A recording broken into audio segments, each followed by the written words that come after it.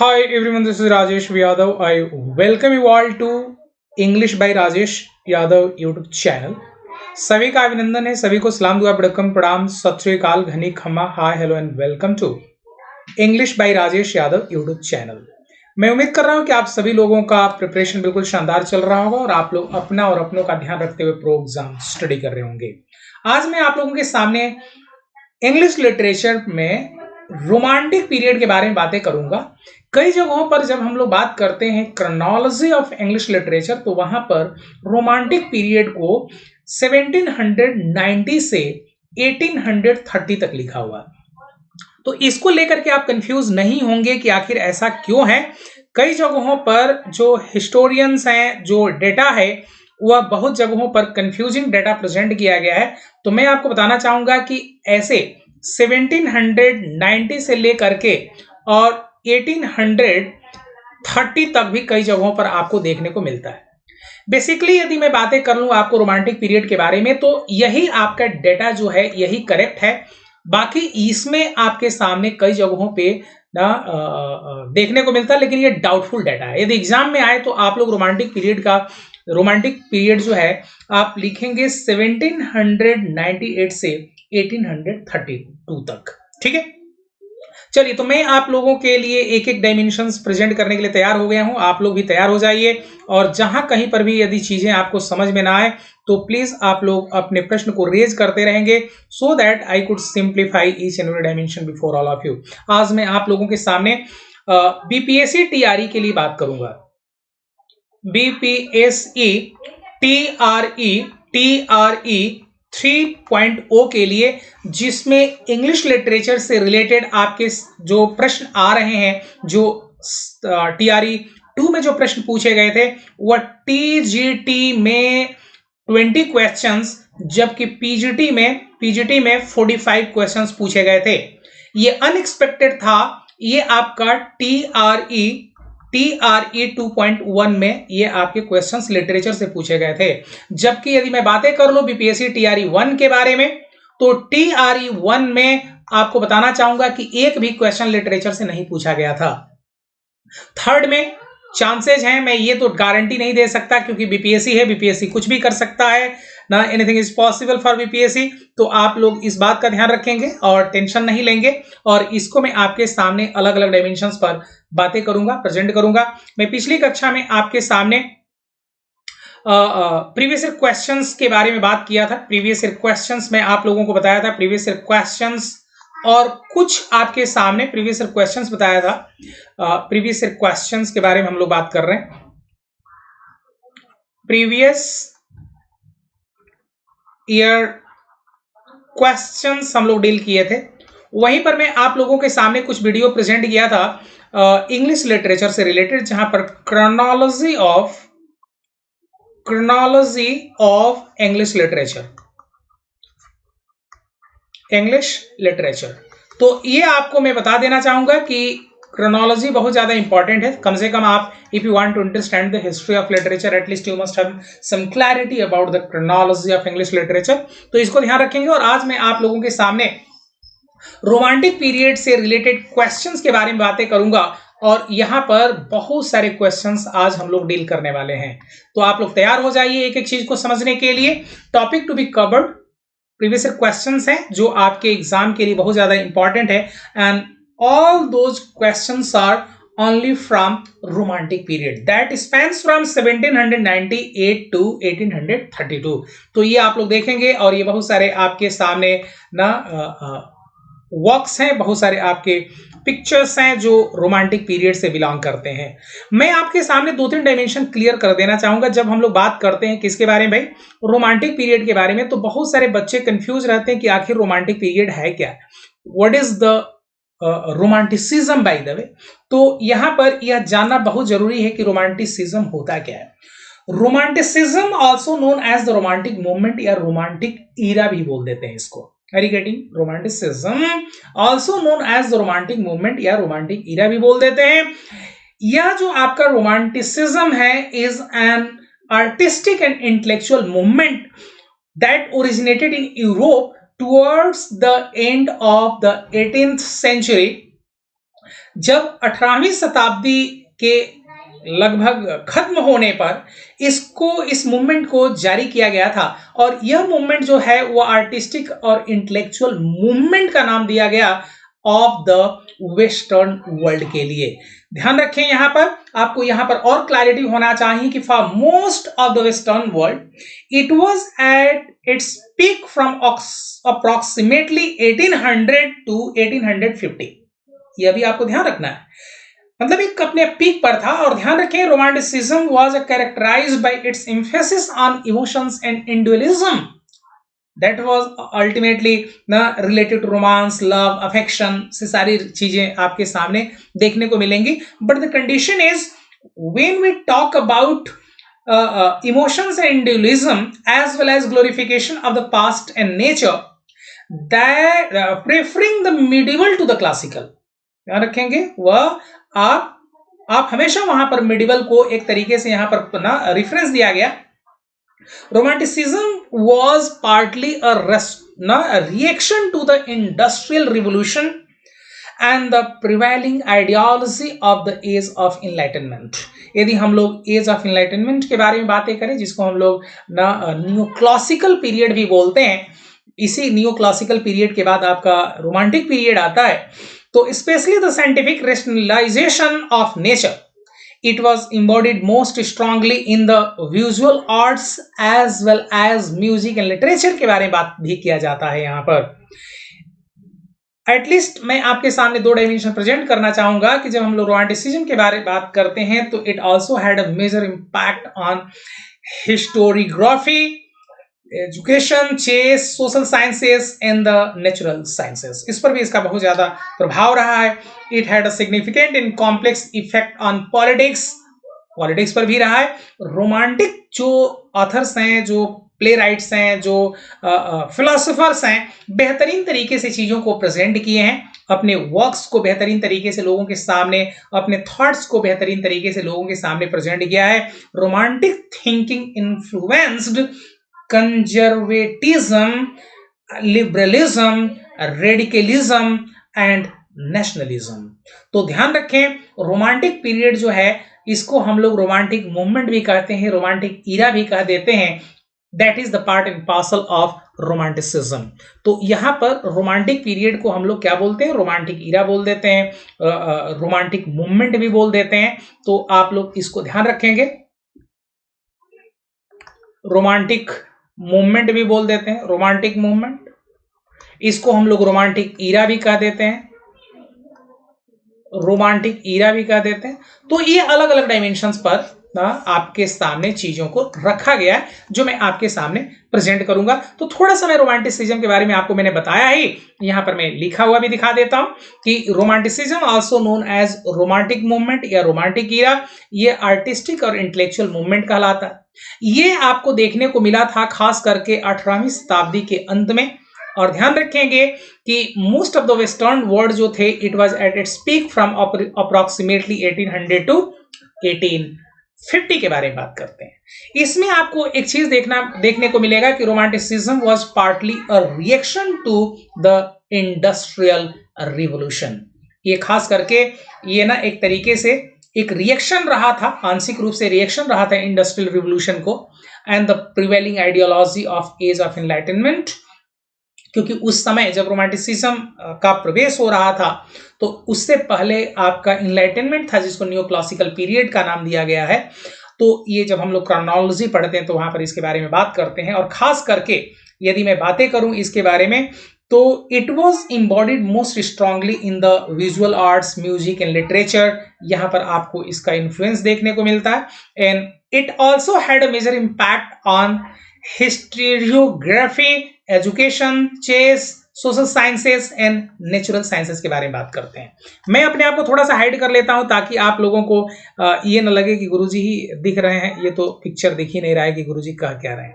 तो मैंने आपके सामने ये प्रेजेंट किया। ध्यान रखें कि हम लोग यहाँ पर रोमांटिक थिंकिंग जो है वह इन्फ्लुएंस था किससे भाई? कंजर्वेटिज्म, लिबरलिज्म, रेडिकलिज्म, नेशनलिज्म, इन सारी चीजों से रोमांटिक थिंकिंग इन्फ्लुएंस है। तो इन्फ्लुएंस किया है, रोमांटिक थिंकिंग ने इन्फ्लुएंस किया है किस चीज को भाई? कंजर्वेटिज्म को, लिबरलिज्म को, रेडिकलिज्म को और नेशनलिज्म को। आइए हम लोग दूसरे डायमेंशन पर बात कर लेते हैं और यहां पर मैं आपके सामने 2-4 फैक्ट्स एंड फिगर को रखना चाहूंगा और ये मैं आप लोगों के लिए एक एक क्वेश्चंस प्रेजेंट करता हूं ताकि ये सारी चीजें आपके सामने रहेंगी। तो आपसे मैं हिस्टोरिकल ना पर्सपेक्टिव एंड बैकग्राउंड के बारे में बातें करूंगा, historical perspective and background of romantic period, of romantic period के बारे में हम लोग बात करेंगे। तो यहां पर हम लोग हिस्टोरिकल पर्सपेक्टिव और बैकग्राउंड को देखते हैं और यहां पर किस तरह के प्रश्न आपके एग्जाम में आए हैं वह मैं आपके सामने रखना चाहूंगा। फर्स्ट क्वेश्चन आपके स्क्रीन पर है और ये कई बार आपको बताना चाहूंगा कि अलग अलग एग्जाम्स में पूछा जा चुका है। केवीएस में भी आपके सामने यहां से प्रश्न पूछा गया, केवीएस टीजीटी में यहां से प्रश्न पूछा गया है। ये आपका केवीएस पीजीटी में यहां से प्रश्न पूछा गया है। DSSB में भी ये कई बार आपके सामने प्रश्न पूछा गया है। DSSB टीजीटी में कई बार ये प्रश्न पूछा गया है। तो मैंने आपसे ये कहा कि the borders is a comedy है, नॉवेल है या एपिक है या ब्लैंक वर्स ट्रेजेडी है। फटाफट आप लोग बताएंगे, देख लेते हैं कितने लोग आंसर दे पाते हैं। आप लोगों को 2-3 डायमेंशन में क्लियर करना चाहूंगा कि जब हम लोग बात करते हैं बॉर्डर्स के बारे में तो यहां पर 2-3 फैक्ट्स आप लोगों को नहीं पता तो मैं क्लियर कर देता हूं कि बॉर्डर्स के कॉन्टेक्स्ट में जब हम लोग बात करते हैं तो आखिर ये बॉर्डर्स है क्या। ध्यान रखें कि बॉर्डर्स जो है एक ट्रेजेडी इन 5 एक्ट्स है। ये विलियम वर्ड्सवर्थ का फर्स्ट मेजर वर्क रहा है। इसके बारे में मैं यह भी बता देना चाहूंगा कि विलियम वर्ड्सवर्थ ने himself verified that it was composed in 1795 से लेकर के 96 के बीच में इसको कंपोज किया गया था, but was not published in full until February 1842। ठीक है, तो विलियम वर्ड्सवर्थ ने ऑलरेडी इसको उनका एक वर्क रहा है। और ध्यान रखेंगे कि the play is an astute study of human nature and what drives human beings towards sin and crime. आपको बताना चाहूंगा borderers is composed in same blank verse style that characterized William Wordsworth's later poems and thus it may refer to as a verse tragedy। इसीलिए इसको हम लोग blank verse tragedy कहते हैं। ध्यान रखें this particular work of William Wordsworth is really remarkable in the history of romantic period।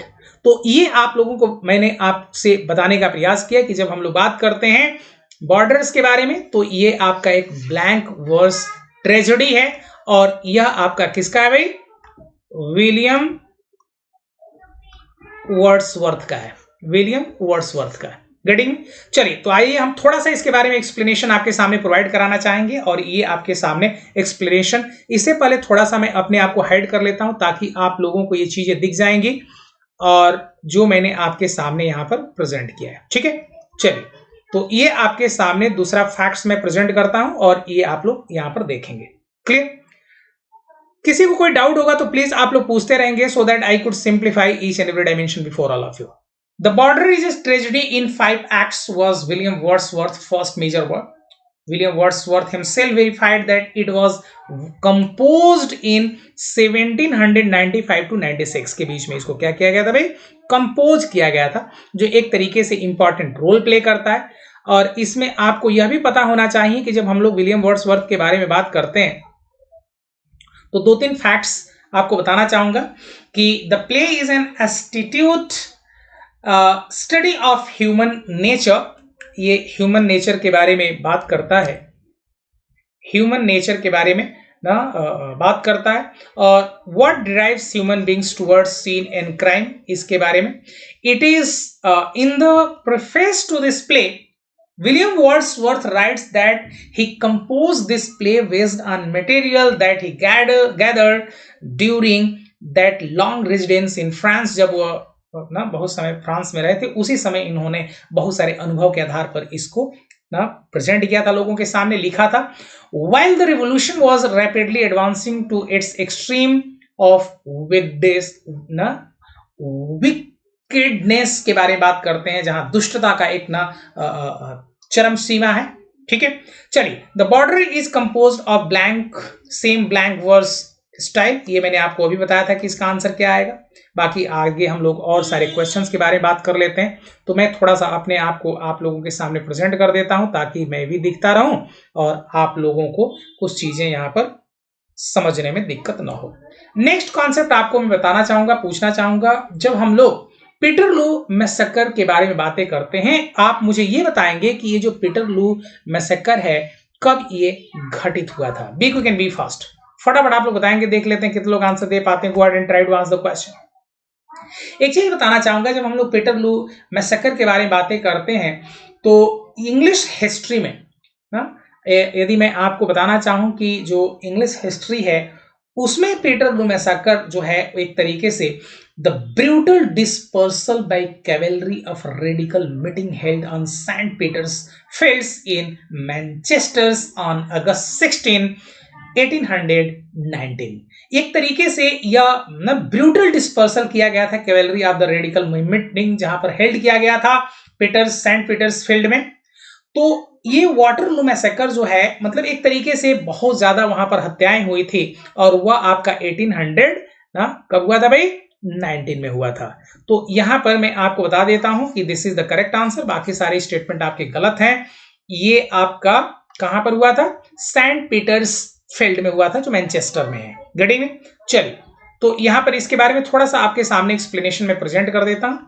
Waterloo massacre जो है in English history the brutal dispersal by cavalry of radical meeting, जो radical meeting held किया गया था ना Saint Peters field में, उसको एक तरीके से कैवेलरी के द्वारा, जिसको अश्व सैनिक बोलते हैं ना, अश्व सैनिक घोड़े पे चलने वाली सैनिक, उसके द्वारा इसका क्या किया गया था, ब्रूटल डिस्पर्सल, भगा दिया गया था और वहां पे बहुत सारे लोगों का मतलब हत्याएं भी हुई थी।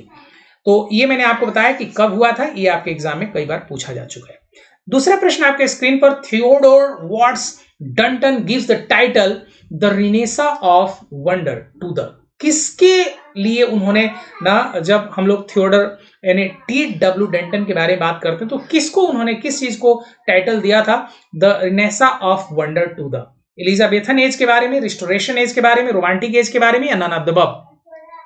आप लोगों को यहां पर क्लैरिटी हो जाना चाहिए कि जब हम लोग बात करते हैं मिस्टर वॉट्स डंटन, जिन्होंने रोमांटिक रिवाइवल डिफाइन किया था as the renaissance of wonder and mystery, तो जब मिस्टर वॉट्स डंटन ने रोमांटिक रिवाइवल को डिफाइन किया था, एक तरीके से उन्होंने प्रेजेंट किया था the renaissance of wonder and the mystery के बारे में, तो वहां पर किड्स का जो एंडिमियन है, उनका जो वर्क है Endymion is romantic, and Thomas Gray का जो इलेजी है वह रोमांटिक मेलांकली को नाम दिया गया है।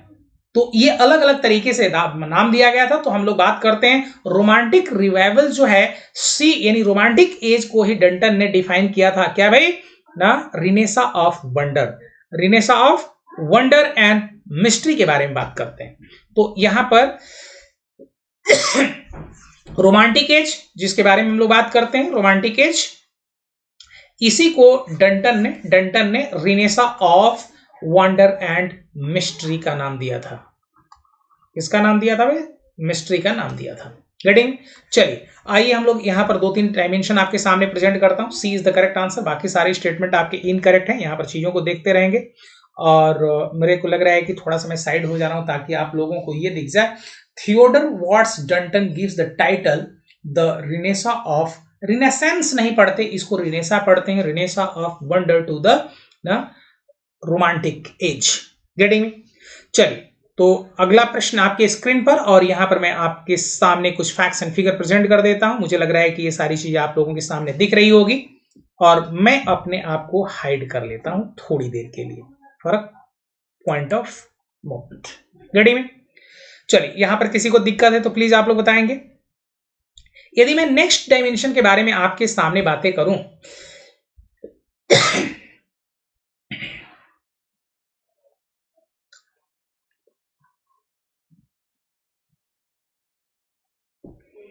नेक्स्ट क्वेश्चंस के बारे में बात करूं तो मैं आपके सामने दूसरा प्रश्न रखता हूं। The battle of Marathon was written by, जो बैटल ऑफ मैराथन था वह किसके द्वारा लिखा गया था? Arnold, Anne Bronte, Elizabethan Barrett या अल्फ्रेड टेनिसन के बारे में बात कर रहे हैं। फटाफट आप लोग बताएंगे। यहां पर मैं अपने आप को सामने रख लेता हूं ताकि आप लोगों को दिखता भी रहूं मैं।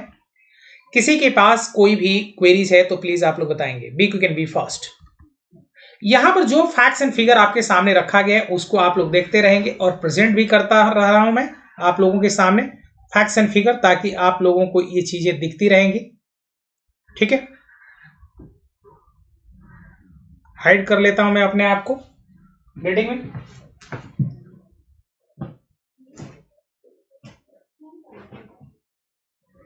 चलिए आते हैं हम लोग यहां पर देखते हैं, और ये आपके सामने जो प्रश्न है, बैटल ऑफ मैराथन किसके द्वारा लिखा गया था।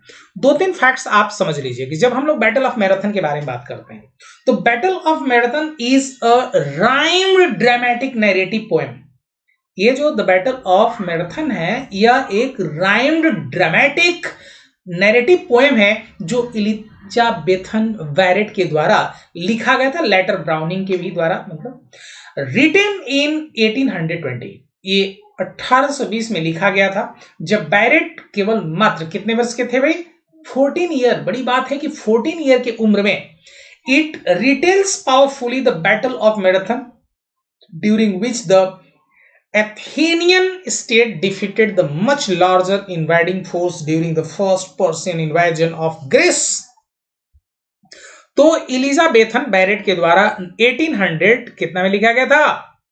1800 आपके सामने ये जो फैक्ट्स है वह आपका 1800 that was written in 1820 at the age of 14 by Elizabethan Barrett. Getting? यहां पर आप देखेंगे C is the correct answer. हमने आपको बताया कि the battle of Marathon is a rhyme and dramatic poem.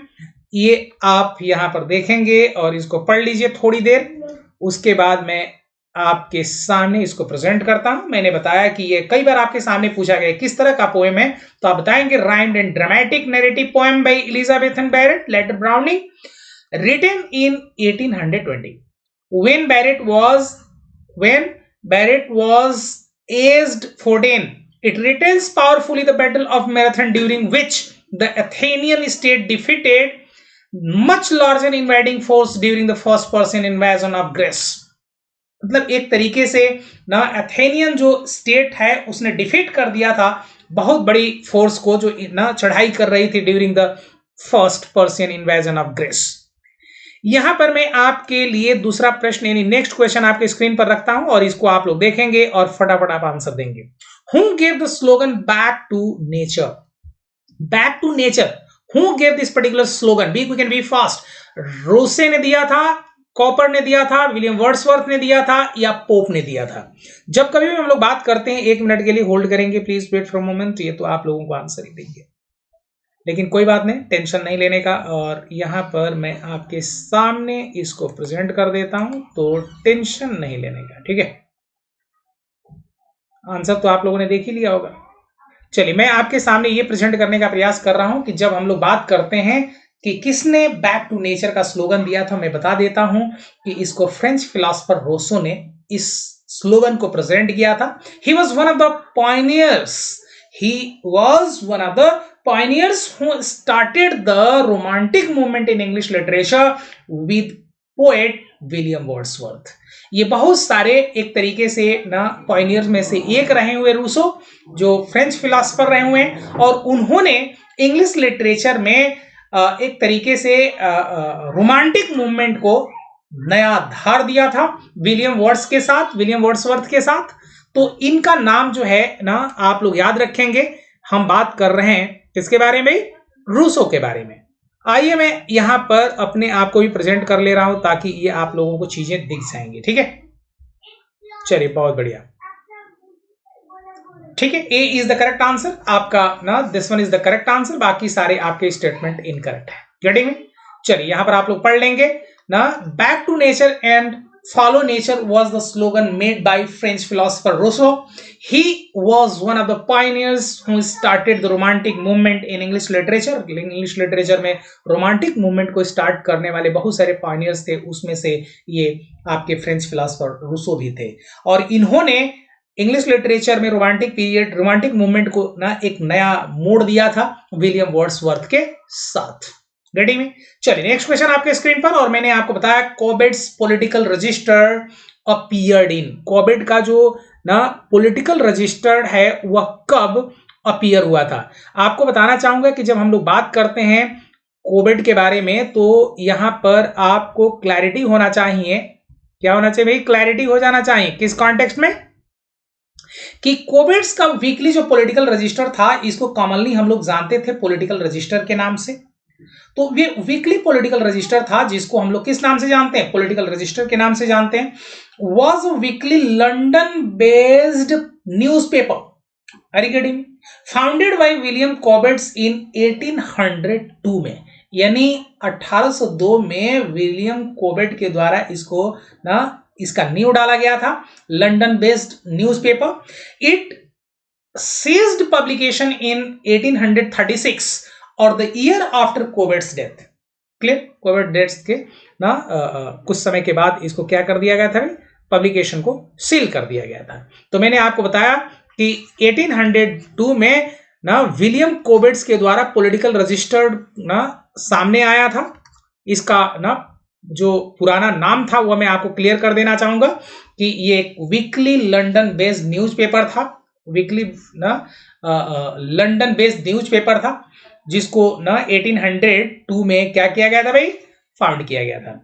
It ceased publication in 1836 the year after Cobbett's death. गड़ी में चल नेक्स्ट क्वेश्चन आपके स्क्रीन पर, और यहां पर मैं आपके सामने दूसरा प्रश्न रखता हूं, इसको आप लोग देखेंगे और समझने का प्रयास करेंगे। गड़ी में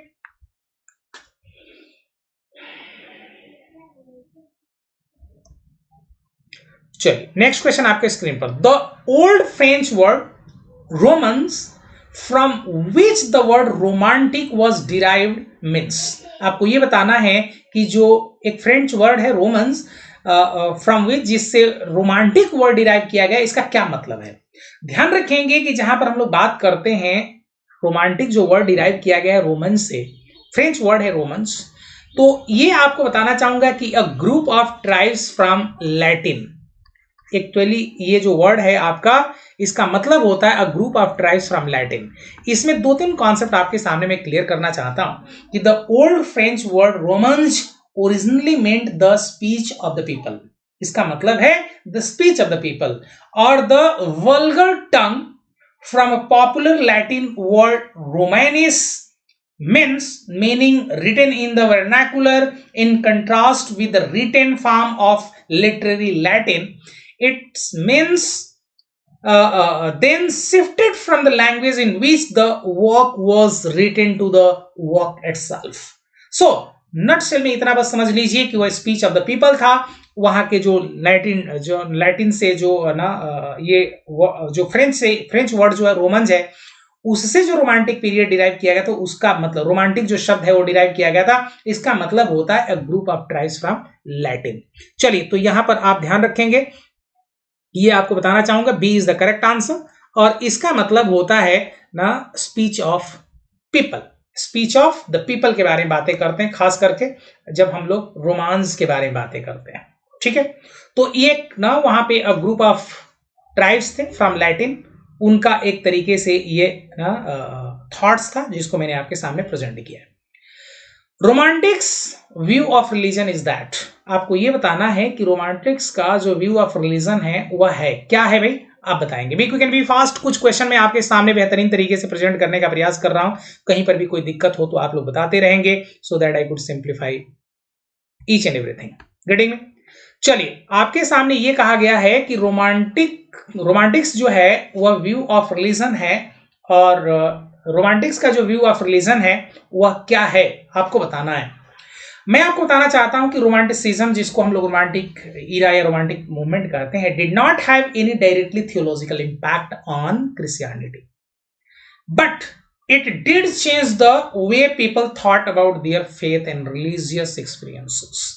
इसका कोई थियोलॉजिकल इंपैक्ट नहीं रहा है, लेकिन इसने बदलाव किया है लोगों के विचारों में, खास करके उनके फेथ को लेकर के, रिलीजियस एक्सपीरियंसेस को लेकर के। The Romantics looked upon nature as the dwelling place of God. For them, God and the natural universe were one and the same. बताना चाहूंगा कि यहाँ पर जो आंसर आपके सामने आएगा, यहाँ पर look towards the church for answer, ऐसा नहीं है कि चर्च के लिए वो लोग आंसर देने के लिए गए हैं। आपको बताना चाहता हूं कि जब हम लोग बातें करते हैं तो क्रिश्चियनिटी जो है वह सेटिस्फैक्टरी आंसर देने में फेल हो जाती है, और they search personally for the spiritual truth outside religion, यानी आपका D is the correct answer, बाकी सारे स्टेटमेंट आपके इनकरेक्ट है। ठीक है, नेक्स्ट क्वेश्चन आपके स्क्रीन पर यहां पर देखेंगे। हमने आपको बताया, यहां पर थोड़ा सा अपने आपको हाइड कर लेता हूं ताकि आपको आंसर दिख जाएगा। मुझे लग रहा है कि आंसर आपका छिप रहा होगा, इजंट इट? चलिए, D is the correct answer दिख गया होगा। चलिए, तो मैंने आपके सामने इसका आंसर रखा। नेक्स्ट क्वेश्चन आपके स्क्रीन पर, द फ्रेंच रिवॉल्यूशन टूक प्लेस इन व्हाट? बताइए तो, फटाफट आप लोग बताएंगे। द फ्रेंच रिवॉल्यूशन टूक प्लेस इन, फ्रेंच रिवॉल्यूशन जो है वह कब घटित हुआ था? तो मैं आपको बताना चाहूंगा कि जब हम लोग फ्रेंच रिवॉल्यूशन के बारे में बातें करते हैं तो टूक प्लेस बिटवीन 1789 टू 1799। ये आपका leading to the rise of Napoleon Bonaparte. उस समय एक तरीके से जो फ्रेंच रिवॉल्यूशन था उस समय बोनापार्ट नेपोलियन का अस्तित्व आता है सामने। The French Revolution was not a single event but a series of developments that unfolded between 1789 to 1799. So answer of this question is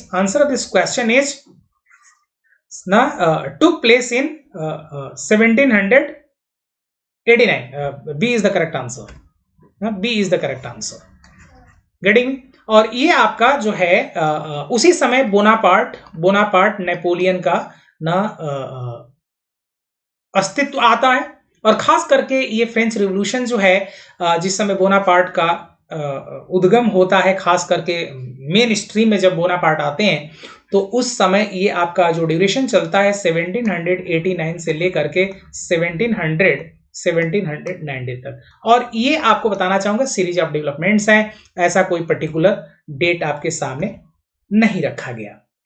so French revolution टूक place between 1789 and 1799 leading to the rise of Napoleon Bonaparte. The French Revolution was not a single event but a series of development that unfolded between 1789 and 1799. Getting?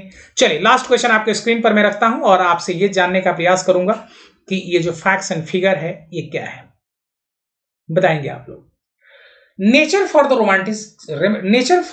Romantics is, romantics के लिए जो nature है वह क्या है? Independence of man, nature is the setting of man, something that is needed for his fulfilment, या all this three? Be quick and be fast. Clear करना चाहता हूं मैं आप लोगों के सामने कि जब हम लोग बात करते हैं nature for the romantics is, तो ये यहां पर हम लोग बात करते हैं कि nature was transfigured into a living force and held together as a unity by the breath of the divine spirit. It was infused with a comprehensive symbolism resting on its profound moral and emotional connection with human subjectivity. Samuel Taylor Coleridge referred the nature as the language of God. But the condition is we are talking about romantics. So romantics जो थे believed in the natural goodness of human which is hindered by the urban life of civilization. They believed that the savage is noble, childhood is good, and the emotions inspired by both beliefs causes the heart to the soul. Strong senses, emotions and feelings के बारे में यहाँ पर बात किया गया है। तो मैं आपके सामने यहाँ पर बस इतना बताना चाहता हूँ कि जब भी हम लोग इसके बारे में बातें करते हैं तो इस कॉन्सेप्ट को आप लोग समझेंगे और एक एक चीज को आपके सामने में प्रेजेंट करने का प्रयास कर रहा हूं। So the answer is this one, जहां पर हम लोग इंडिपेंडेंस ऑफ मैन के बारे में बातें करते हैं, nature is the setting of man, और वहीं पर something needed for his fulfilment. यहां पर थोड़ा सा मैं अपने आप को हाइड कर लेता हूं और फिर आपके सामने आंसर को प्रेजेंट करता हूं। D is the correct answer. और एक मिनट के लिए आप लोग देखेंगे, यहां पर मैं अपने आप को थोड़ा सा हाइड कर लेता हूं और इसको देखेंगे एक बार, ठीक है। जहां पर मैंने रोमांटिक्स के बारे में बातें की, nature of transfigured into living force and held together as unity of the breath, जो मैंने अभी आपके सामने बताया था। और इसको आप लोग देखेंगे कि वहां पर सैमुअल टेलर कॉलरिज कहते हैं कि जो नेचर है वो लैंग्वेज ऑफ गॉड है। वहीं पर रोमांटिक्स के बारे में बातें किया गया है कि रोमांटिक्स जो थे उन्होंने ऐसा माना है कि नेचुरल गुडनेस ऑफ ह्यूमंस के बारे में उन्होंने एक तरीके से फेथ रखा है, which is hindered by the urban life of civilisation. They believe that the savage is noble, childhood is good, and emotions inspired by both beliefs causes the heart of sober, strong senses, emotions and feelings के बारे में बात करते हैं। तो इसको आपके सामने मैंने प्रेजेंट किया है। तो आज के लिए मैं आप लोगों से विदा लेना चाहूंगा और नेक्स्ट सेशन में बहुत सारे डायमेंशन से बातें करूंगा। ऐसे इसमें बहुत सारी चीजें हम लोगों को पढ़नी है, इतनी पढ़नी है कि आप विश्वास नहीं करेंगे कि ना क्लासेज आपके सामने, so many dimensions are over there. So thanks a lot for your vibrant participation. Stay blessed, distance inspired with bubbling smile. This is Rajesh Yadav signing out the session. जहां कहीं पर भी आप चीजों को देखें उसको समझते रहें, दिन प्रतिदिन आगे बढ़ते रहें, क्योंकि इतना आसान नहीं है चीजों को हैंडल कर लेना। वो चीजें तभी हैंडल होती हैं जब आप ना बेहतरीन तरीके से उस पर आप काम करते हैं। कई बार बच्चे समझ नहीं पाते कि आखिर करना क्या है, कब कौन सा एक्शन लेना है, ये जानना बहुत जरूरी है। ठीक है, चलिए तो आज के लिए मैं आप लोगों से विदा लेना चाहूंगा। नेक्स्ट क्लास में और सारे डायमेंशन पर बातें करेंगे। Thank you very much. Stay blessed, distance paid good bubbling smile. This is Rajesh Yadav signing out the session. Bye bye, take care.